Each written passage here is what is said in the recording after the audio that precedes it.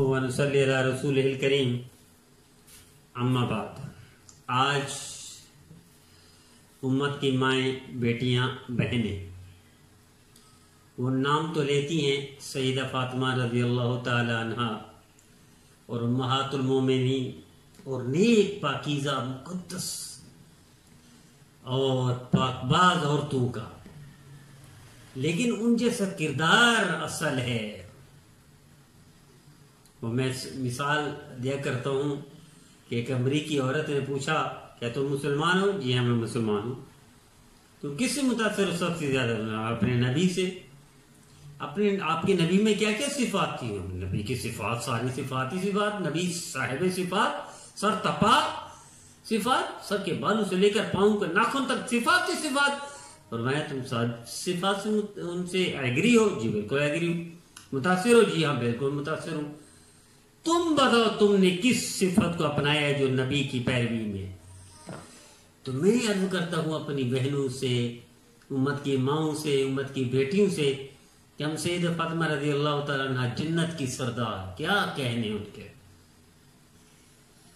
ان کا نام لیتے ہیں کہ ہماری بہنیں، ہماری بچیاں آج جو ٹک ٹاک پر ہیں، میڈیا پر ہیں، سوشل میڈیا پر ہیں، جو شارٹ لباس پہن چکی ہیں، تنگ لباس پہن چکی ہیں اور جو میرا جس میری مرضی کا نعرے لگاتی ہیں، کہ ان کی زبان کو حق حاصل ہے کہ سیدہ فاطمہ رضی اللہ تعالیٰ عنہ جیسی ہستی، جنت کی سردار، جنت جس کی مشتاق، جنت جس کی دیوانی، اس ہستی کا نام ان زبان سے آئے، کیا یہ جچتا ہے، سجتا ہے؟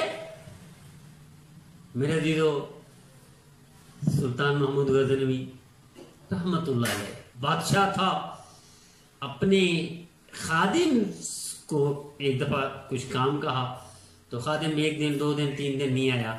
وہ خادم تھا کس کا؟ وزیر کا بیٹا تھا۔ وزیر بھی کون سا؟ ایاز۔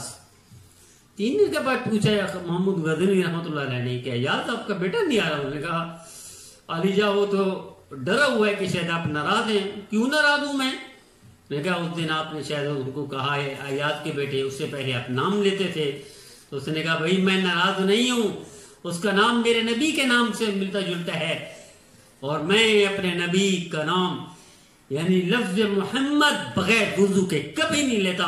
اس دن میں بغیر وضو کے پہلی دفعہ تھا، اس لیے میں نے کہا یاد کے بیٹے، ورنہ محمد ہے اس کا نام تو محمد بولتا، بغیر وضو کے میں نام محمد نہیں۔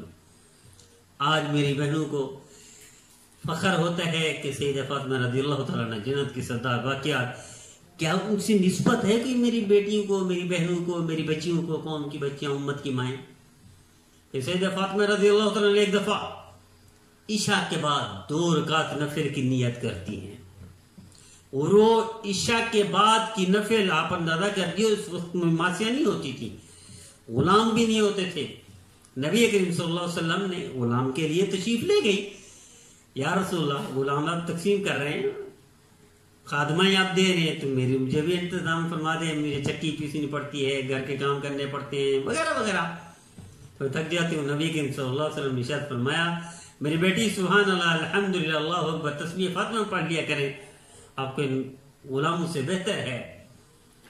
تو وہ جو سارا دن گھر کے کام خود کرتی تھی، کوئی خادم، کوئی غلام، کوئی کنیز، کوئی لونڈی، کوئی نوکرانی، کوئی ماسی نہیں ہے، وہ 2 رکعت نفل رات کو پڑھتی ہے اور دن کے سارا دن کام کی تھکی ہوئی، اور وہ نفل اتنی لمبی ہوتی ہے کہ صبح کی اذان میں مؤذن منادی دیتا ہے اللہ اکبر اللہ اکبر اللہ اکبر اللہ اکبر اشہد ان لا الہ الا اللہ اشہد ان لا الہ الا اللہ اشہد ان محمد رسول اللہ۔